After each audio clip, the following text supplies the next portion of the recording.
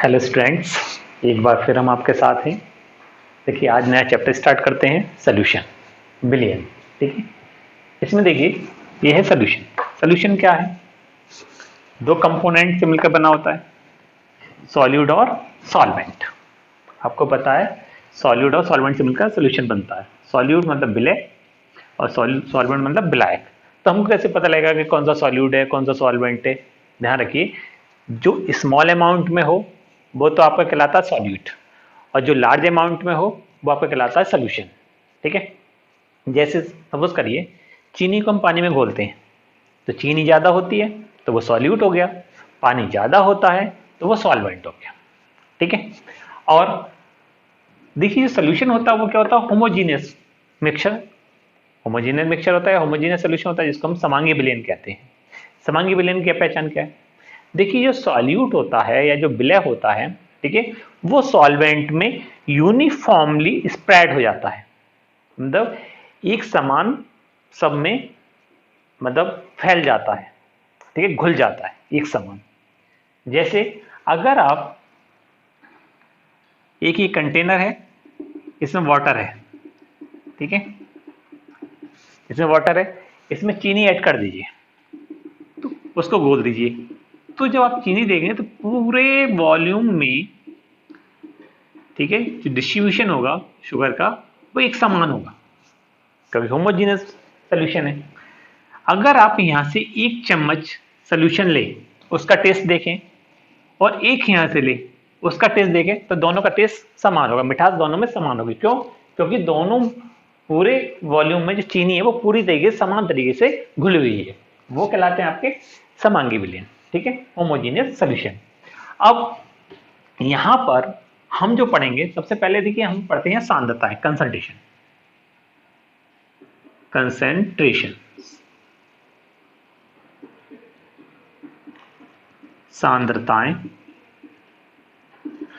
ठीक है, अब सांद्रताएं क्या होती हैं? देखिए, कोई भी सब्सटेंस, कोई भी पदार्थ हो, वो substance particular amount of solution में डिसॉल्व है, कितना डिसॉल्व है, ठीक है, वो आपका कंसंट्रेशन कहलाती है, सांद्रताएं कहलाती हैं। कि कोई भी पदार्थ आपका किसी भी सॉल्यूशन में प्रेजेंट है, कितना प्रेजेंट है, वो क्या है? आपकी कंसंट्रेशन। तो उसको एक्सप्रेस करने की अलग अलग टर्मिनोलॉजी है, ये सब सांद्रताएं हैं। कौन सा? Weight by volume percentage, volume by volume percentage, ये वेट बाय वेट परसेंटेज, ये स्ट्रेंथ है, शक्ति है, मोलरिटी मोलरता, मोललिटी मोललता, नॉर्मलिटी नॉर्मलता, मोल फ्रैक्शन मोलंस या मोल प्रभाज, ये फॉर्मेलिटी फॉर्मूला। ये टर्मोलॉजी है, मतलब कंसंट्रेशन जो एक्सप्रेस करने की, जो जैसे हम कंसंट्रेशन को एक्सप्रेस करते हैं उसकी ये टर्म्स है। तो सबसे पहले देखिए स्टार्ट करते हैं हम, wait by volume percentage. Wait by volume, देखिए ये जो वेट होगा, जो मास होगा, जो भार होगा या जो द्रव्यमान होगा, वो तो सॉल्यूट का होगा, ऊपर सॉल्यूट का होगा और नीचे सॉल्यूशन का, ये क्या है? आयतन, वॉल्यूम। ठीक है, तो ये weight by volume percentage of solute क्या कहलाता है? क्या होगा? यह होगा आपका mass of solute upon volume of solution into 100। तो परसेंटेज में निकालना है, इंटू 100, मतलब विलय का भार बटे बिलियन का आयतन गुणा 100। ठीक है, तो ये क्या हो गया? Mass by volume. Mass by volume मतलब आपका द्रव्यमान आयतन प्रतिशत, द्रव्यमान आयतन प्रतिशत। और देखिए इसके बाद आता है आपका दूसरा है second, volume by volume percentage, volume by volume percentage of solute. तो इसमें क्या है? देखिए ये भी वॉल्यूम है, ये भी वॉल्यूम, मतलब सॉल्यूट का भी वॉल्यूम है, मतलब विलय का भी आयतन है, और आपका बिलियन का भी आयतन है। ठीक है, तो ये आ जाएगा आपका volume of solute upon volume of solvent into 100। ठीक है, ध्यान ये रखना, यहां पर ये मास ऑफ सॉल्यूट है ये ग्राम में होगा, और ये जो वॉल्यूम है सोल्यूशन का ये ml में होगा, मिलीलीटर में। ऐसे यहां पर ये जो वॉल्यूम ऑफ सॉल्यूट है ये आपका ml में होगा कि वॉल्यूम में, और यहां पर वॉल्यूम ऑफ सोल्यूशन जो है, वॉल्यूम ऑफ सोल्यूशन जो है ये आपका ml में होगा। ठीक है, ये वॉल्यूम ऑफ सोल्यूशन है, ये भी ml में होगा। और देखिए तीसरा है आपका वेट बाय वेट परसेंटेज, मतलब द्रव्यमान बाई द्रव्यमान, मतलब आपका जो सॉल्यूट है, मतलब जो विलय है वो भी, उसका भी द्रव्यमान होगा, और आपका जो विलयन है उसका भी द्रव्यमान होगा। तो ये आपका आ जाएगा mass of solute upon mass of solution into 100। यहां पर भी क्या है, मास ये भी ग्राम में है, और यहां पर ये मास ये भी ग्राम में, मतलब विलय का भार बटे विलयन का भार, या विलय का द्रव्यमान बटे विलयन का द्रव्यमान इंटू 100। ठीक है, तो इससे आप जो विलय का वेट बाई वॉल्यूम, मतलब जो आपका सॉल्यूट का वेट बाई वॉल्यूम परसेंटेज निकाल सकते हैं, volume by volume percentage of solute निकाल सकते हैं, और weight by wait percentage of solute निकाल सकते हैं। तो इससे आप मतलब इनकी परसेंटेज निकाल सकते हैं। जैसे सपोज करिए 10 ग्राम ग्लूकोज, 10 ग्राम ग्लूकोज है, ठीक है, 100 ml सोल्यूशन में डिजोल्व है। आ रही बात समझ में, 10 ग्राम ग्लूकोज है, 100 ml जो आपका 100 मिलीलीटर आपका सोल्यूशन है बिलियन है, उसमें वो डिजोल्व है, घुली हुई है। ठीक है, तब अगर आप इसका वॉल्यूम बाई मतलब वेट बाई वॉल्यूम परसेंट, क्योंकि ये ग्राम में है, सॉल्यूट है, ग्लूकोज है, ठीक है, क्योंकि वो सोल्यूशन के साथ बना होगा वाटर के साथ में, तो 90 ml जो होगा इसमें, ठीक है, वो आपका क्या होगा, वाटर होगा। तो इसमें अगर आप देखेंगे तो आपका क्या हो जाएगा, अगर इसमें लगाएं हम 10 ग्राम, आपका क्या होगा, mass of solute, volume of solution कितना है 100 इंटू 100 कितना आ गया 10%, मतलब कि 100 ml सोल्यूशन में 10 ग्राम आपका क्या है, ग्लूकोज है। तो ये जो परसेंटेज आई है क्या है, वेट बाई वॉल्यूम, वेट मतलब मास, ठीक है, मास किसका है, सॉल्यूट का, और आपका जो वॉल्यूम है वो किसका है, सोल्यूशन का।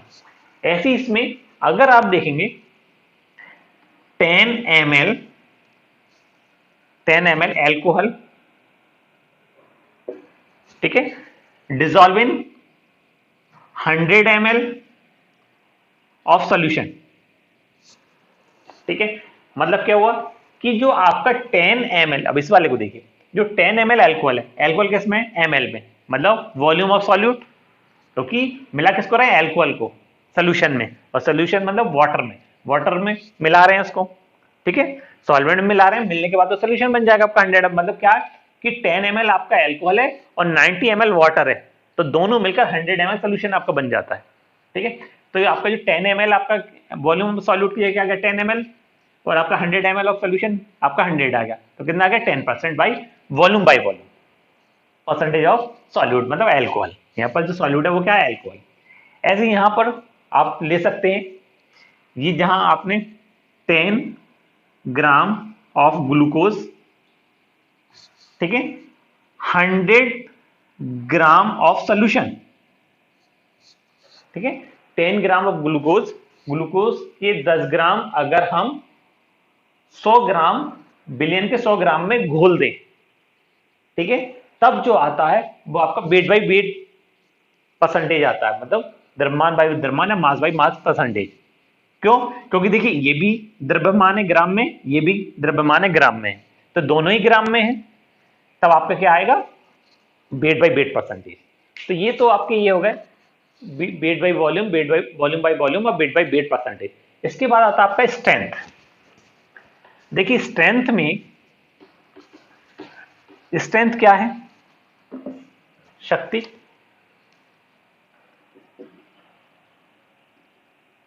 मतलब इसको बोलते हैं शक्ति,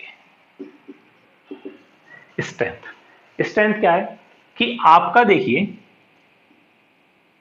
mass of solute dissolve in 1 litre of solution, मतलब यहां आ जाएगा आपका volume of solution, volume of solution.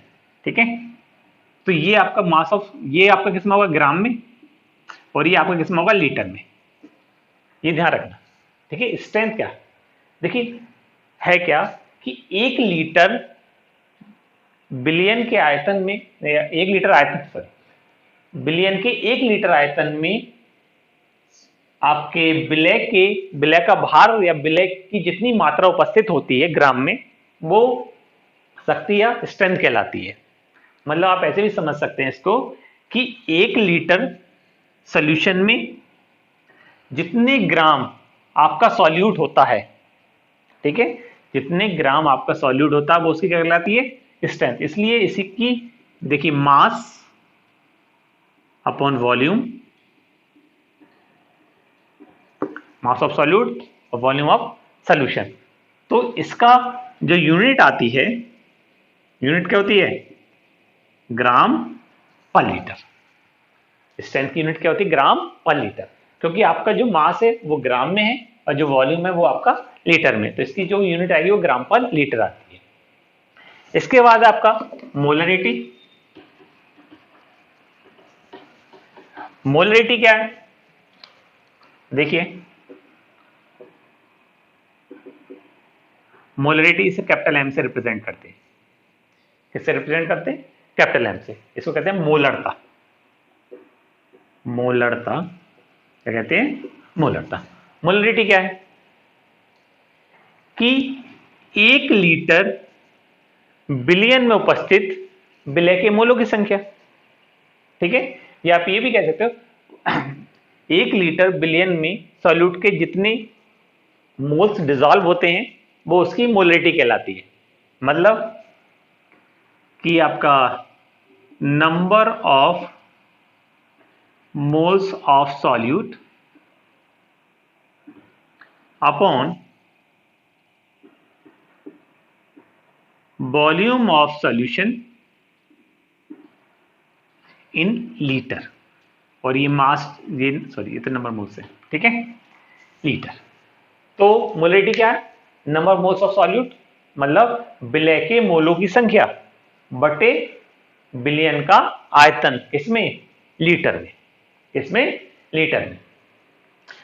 और आपको पता है कि 11th में पढ़ चुके हैं नंबर मोल्स, मोल्स बराबर क्या होता है मास बटे molar mass, mass by molar mass.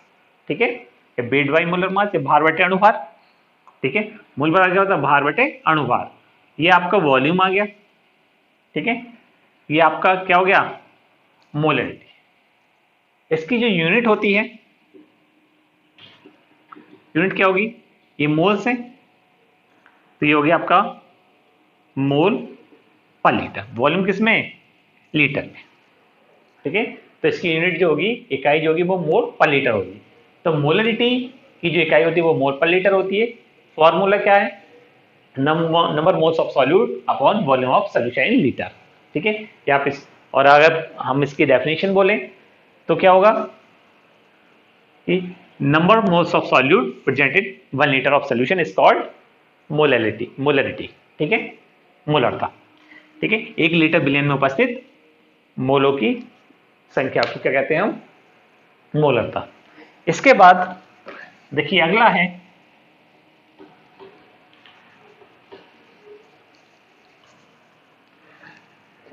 Molarity.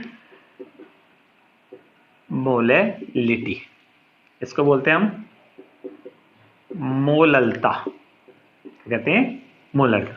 इसको हम स्मॉल एम से रिप्रेजेंट करते हैं। इसको जो रिप्रेजेंट करेंगे स्मॉल एम से। तो मोललता क्या होगी, मोलरिटी क्या होगी number of moles of solute upon mass of solvent in KG, मतलब कि 1 किलोग्राम ब्लैक में विलय के जितने मोलों की संख्या उपस्थित होती है वो उस विलयन की मोललता कहलाती है। क्या कहलाती है? मोललता कहलाती है। या आप ऐसे कह सकते हो number moles of solute present in 1 kilogram of solvent.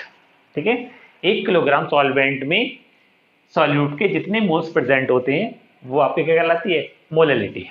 ठीक है, इसको आप ऐसे भी लिख सकते हैं नंबर मोल्स एन।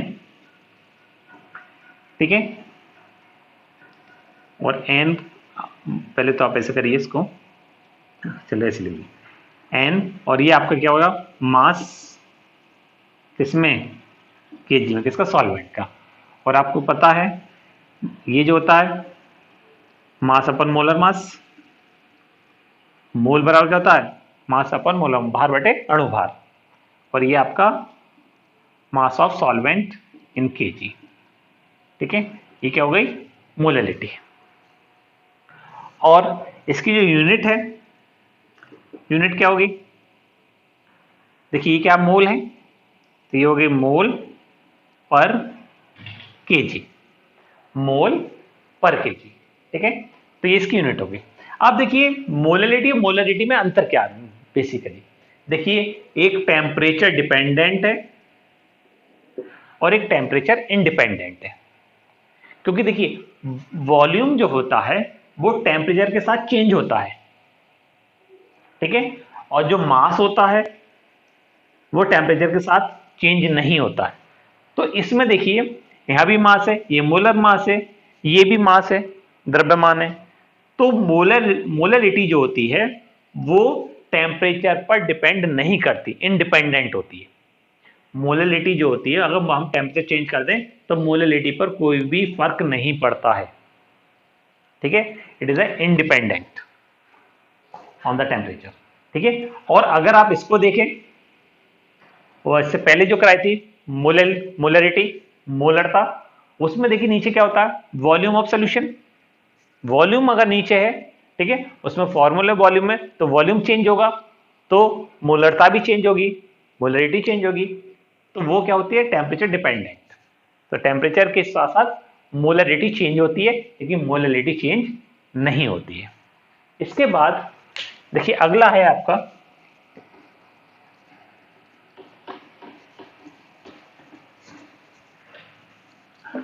नॉर्मलिटी। अगला क्या है?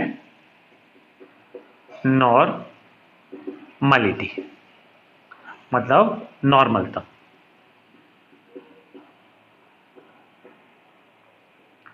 ये नॉर्मलता है। ठीक है, इसको हम कैपिटल एन से रिप्रेजेंट करते हैं। ये क्या होता है? Number of gram equivalent of solute upon volume of solution. मतलब सुनिए, देखिए नॉर्मलता क्या होती है?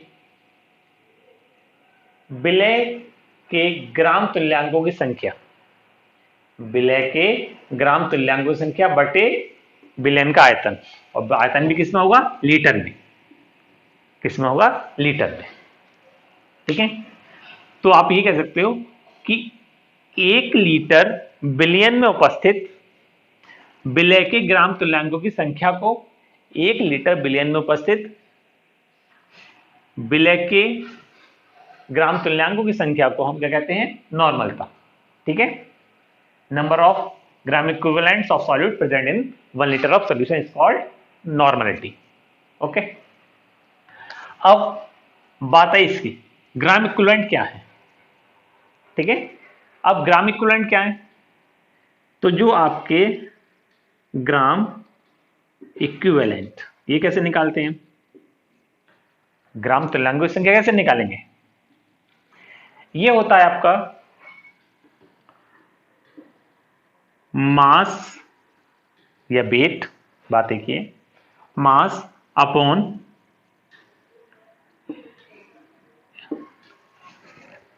इक्विवेलेंट वेट, इक्विवेलेंट मास ही लिख लीजिए, इक्विवेलेंट मास, ठीक है। ग्राम इक्विवेलेंट बराबर होता है मास ऑफ सॉल्यूट, कर लीजिए चलो, ठीक है। Mass of solute upon equivalent mass of solute, equivalent mass of solute. अब इक्विवेलेंट मास कैसे, पहले तो ग्राम इक्विवेलेंट कैसे निकालेंगे, mass of solute upon equivalent mass of solute, मतलब आपका विलय का भार बटे विलय का तुल्यांकी भार, विलय का तुल्यांकी भार। इसके बाद आप देखिए, अब हमको निकालना है ये, हमको पता है ग्राम मास सॉल्यूट का मास तो गिवन होगा, लगा देंगे, लेकिन हम इक्विवेलेंट मास कैसे निकालेंगे सॉल्यूट का, तो जो इक्विवेलेंट मास निकालते हैं, इक्विवेलेंट मास, इक्विवेलेंट मास कैसे निकालेंगे, यही चीज मेन है कि इक्विवेलेंट मास निकालते कैसे। अब देखो, देखिए मोलर मास या मॉलिक्यूलर मास अपॉन जो भी आपका सॉल्यूट है, जो विलय है, उसका मोलर मास ले लीजिए। अगर वो सॉल्यूट आपका विलय अगर एसिड है तो उसकी बेसिसिटी से डिवाइड कर दीजिए, अगर बेस है, क्षार है, तो उसकी एसिडिटी से डिवाइड कर दीजिए, या अगर वो आयन है तो चार्ज से डिवाइड कर दीजिए, जो आवेश दे रखा है चार्ज उससे डिवाइड कर दीजिए, या आपका जो सॉल्यूट है वो अगर आयंस की फॉर्म में है, या आपका ऑक्सीडाइजिंग एजेंट है, या रिड्यूसिंग एजेंट है, ऑक्सीकारक है, अपचायक है, तो नंबर ऑफ इलेक्ट्रॉन्स, इलेक्ट्रॉन की संख्या जितनी ट्रांसफर हो रही है, या गेन कर रहा हो या लॉस कर रहा हो, ठीक है, तो वो नंबर ऑफ इलेक्ट्रॉन्स से आप डिवाइड कर सकते हैं। तो आप इक्विवेलेंट मास निकाल के आप पुट कर सकते हैं। अब जैसे सपोज करिए जैसे ये है, पहले तो समझ लीजिए बेसिसिटी एसिडिटी क्या होती है, वैसे भी 11th में आप पढ़ चुके हैं। बेसिसिटी मतलब क्षारकता, और क्षारकता किसकी होती है, अम्ल की। अम्ल की क्षारकता, जैसे एक अम्ल ये है आपका HCl है, H2SO4 है और H3PO4 है, ठीक है। इसमें ये HCl है, H2SO4 है और H3PO4 में फॉस्फोरिक एसिड है। अब देखिए जिस एसिड में जितने हाइड्रोजन रिप्लेसेबल होते हैं, मतलब कोई, आप ऐसे भी कह सकते हो, कोई भी एसिड जितने H आयन देता है, अगर आप इसे देखेंगे तो ये एक H आयन देगा, इसे देखेंगे तो ये 2H आयन देगा, इसे देखेंगे तो ये 3H आयन देगा। जितने रिप्लेसेबल H आयन होते हैं, या कोई भी एसिड वो एक्वस मीडियम में जितने H आयन देता है, ठीक है, वो उसकी बेसिसिटी कहलाती है, वो कहलाती है बेसिसिटी। तो आप एक H आयन दे रहा है तो 1 से डिवाइड कर देंगे, 2 H आयन दे रहा है तो 2 से डिवाइड कर देंगे, 3 H आयन दे रहा है तो 3 से डिवाइड। तो इसका जो मोलर मास होगा, मान लीजिए HCl का जो मोलर मास है उसे 1 से डिवाइड कर दो, मोलर मास HCl कहीं आ गया और 1 से डिवाइड कर दो तो बेसिसिटी 1 है। H2SO4 का मोलर मास आ गया, बेसिसिटी 2 है तो 2 से डिवाइड कर दो इसके मोलर मास को। इसका जो मोलर मास होगा, ठीक है, इसका जो आणविक द्रव्यमान होगा, जो मोलर मास होगा, उसको आप 3 से डिवाइड कर दो, तो जो डिवाइड करने के बाद आएगा वो क्या आएगा, इक्विवेलेंट मास ऑफ इनका। जिसका निकालोगे, इसका निकालोगे तो HCl का आ जाएगा, इसका निकालोगे तो H2SO4 का आ जाएगा, इसका निकालो तो फॉस्फोरिक एसिड का आ जाएगा। ऐसी बेस का है, बेस की होती है एसिडिटी, NaOH है, MgOH है का होल ट्वाइस है, या AlOH का होल थ्राइस है, ये है, ठीक है। तो अगर आप इसको देखिए, एसिडिटी क्या है कि कोई भी एसिड जितने OH आयन देता है, कोई भी एसिड जितने OH आयन देता है वो उसकी एसिडिटी कहलाती है। अगर आप देखेंगे तो ये 1 OH आयन देगा, ये 2 OH आयन देगा, ये 3 OH आयन देगा, ठीक है। तो ये क्या है, इसकी एसिडिटी, ये बेस की एसिडिटी होती है, अम्लता, क्षार की अम्लता और अम्ल की क्षारकता। तो ये एसिडिटी क्या है, अम्लता किसकी, बेस की। तो अगर आप NOH का तुल्यांकी भार निकालते हैं, मतलब इक्विवेलेंट मास निकालते हैं NOH का, तो NOH का मोलर मास आ जाएगा अपॉन 1, क्योंकि इसकी जो अम्लता है वो 1 है, ठीक है। इसका मोलर मास अपॉन 2, इसका मोलर मास अपॉन 3। तो जिसका भी आपको निकालना है उसका मोलर मास से इनसे डिवाइड कर दोगे तो 2 से डिवाइड करोगे तो इसका आ जाएगा, 3 से डिवाइड करोगे तो एल्युमिनियम हाइड्रोक्साइड का आ जाएगा। अब चार्ज का देखिए, सॉल्ट है या आयन है, ठीक है, सॉल्ट है या आयन है, तो उसमें क्या करेंगे हम, जैसे सॉल्ट है, जैसे आप देखिए MgSO4 है, MgSO4 है, ठीक है। तो ये आयोनाइज होगा किसमें, Mg+2 और सल्फेट आयन में। तो इस पूरे का जो मोलर मास होगा, ठीक है, वो तो ऊपर आ जाएगा, और डिवाइड किससे करना है, चार्ज से। चार्ज की हम न्यूमेरिकल वैल्यू साइन के साथ नहीं लेते, +2 है या -2 है तो हम 2 से डिवाइड कर देंगे, ठीक है। जैसे ये +2 है, ये -2 है, इसको आप इस तरीके से लिख सकते हैं -2, ठीक है। तो हमको 2 से डिवाइड करना है, केवल -2 से या +2 से नहीं, केवल 2 से। तो इस मोलर मास को हम 2 से डिवाइड कर देंगे तो इसका क्या आ जाएगा, इक्विवेलेंट मास आ जाएगा। अब रहा नंबर ऑफ इलेक्ट्रॉन्स का, जैसे मान लीजिए हमें इसका निकालना है, एल्युमिनियम आयन है, ठीक है। अब इस पर चार्ज कितना है, 3, या आप इसको ऐसे भी कर सकते हो, इसे 3 इलेक्ट्रॉन गेन करके किसमें कन्वर्ट हो जाएगा, एल्युमिनियम में, क्योंकि इलेक्ट्रॉन गेन कर रहा है, इसका क्या हो रहा है, रिडक्शन हो रहा है, तो इसका मतलब क्या है, ऑक्सीडाइजिंग एजेंट। क्या हो जाएगा ये, ऑक्सीडाइजिंग एजेंट। तो अगर ऑक्सीडाइजिंग एजेंट है, इलेक्ट्रॉन गेन करेगा, तो जितने इलेक्ट्रॉन गेन करेगा उसे डिवाइड कर दो। आपको पता है एल्युमिनियम का एटॉमिक मास कितना होता है, 27, वो मोलर मास ये क्या आ जाएगा, इसका atomic mass upon number of electron कितने यूज हो रहे हैं, 3, कितना क्या, 9 क्या है, equivalent mass of aluminium ion, ठीक है। तो इक्विवेलेंट मास मतलब मोलर मास आपका जो तुल्यांक की भार है, ठीक है, तुल्यांक की द्रव्यमान है वो आपका निकल आएगा। तो इस तरीके से हम क्या निकालते हैं, इक्विवेलेंट मास। अब ये इक्विवेलेंट मास निकाला, वो आप इक्विवेलेंट मास यहाँ लगा दीजिए, मास को इक्विवेलेंट मास से डिवाइड कर दें तो आपके ग्राम इक्विवेलेंट आ जाते हैं, ओके। अब देखिए इसको 1 मिनट देख लीजिए, इसको आप नोट डाउन भी करना है, ठीक है। इसको वीडियो को पॉज करके रोक कर आप इसको कॉपी कर लेना। अब देखिए ये आपने लगा दिया, अब आपका जो फार्मूला है इसको भी हटा दीजिए। अब जो आपका फार्मूला बना वो फार्मूला है ग्राम इक्विवेलेंट ऑफ सॉल्यूट, ठीक है, ग्राम इक्विवेलेंट ऑफ सॉल्यूट, और ये आपका वॉल्यूम। अब ग्राम इक्विवेलेंट कैसे निकाले था, ये हो गया मास या वेट, और ये क्या हो गया, इक्विवेलेंट मास। इक्विवेलेंट मास को आप ऐसे काम करिए, ई से रिप्रेजेंट कर लीजिए। जो इक्विवेलेंट मास है, तुल्यांकी भार है, उसको किससे रिप्रेजेंट करिए, ई से, और ये आपका वॉल्यूम हो गया। तो ये क्या हो गया, ग्राम तुल्यांकों की संख्या, ठीक है, नंबर ऑफ ग्राम इक्विवेलेंट, ठीक है। मास को या वेट को अगर हम इक्विवेलेंट मास से डिवाइड कर देते हैं तो क्या आता है, नंबर ऑफ ग्राम इक्विवेलेंट्स। ये वॉल्यूम है, वॉल्यूम आपको पता है किसमें, लीटर में है। तो इसकी जो यूनिट होगी क्या होगी, ग्राम इक्विवेलेंट अपॉन मतलब पर लीटर, ग्राम इक्विवेलेंट पर लीटर, क्योंकि आपको वॉल्यूम लीटर में है, ये आपका ग्राम इक्विवेलेंट है तो ग्राम इक्विवेलेंट पर लीटर।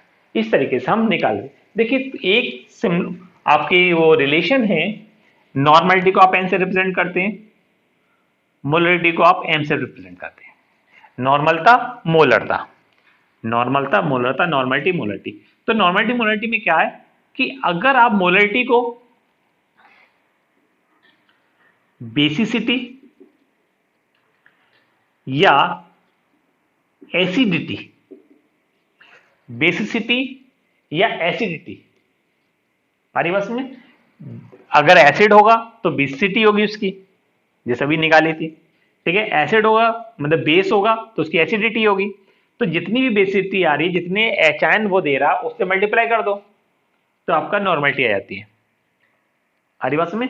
और अगर बेस है तो उसमें जितनी एसिडिटी है उससे मल्टीप्लाई कर दो, इन दोनों में से किसी एक से, ठीक है। अगर बेस है तो एसिडिटी से मल्टीप्लाई करो मोलरिटी को, ठीक है। और अगर एसिड है तो उसकी बेसिसिटी से मल्टीप्लाई करो तो आपकी क्या आएगी, नॉर्मलिटी। तो नॉर्मलिटी मोलरिटी का रिलेशन ये होता है, ठीक है। चलिए आज इतना ही रखते हैं, इसको आप नोट डाउन कर लीजिए कॉपी में, अच्छी तरीके से उतारना है।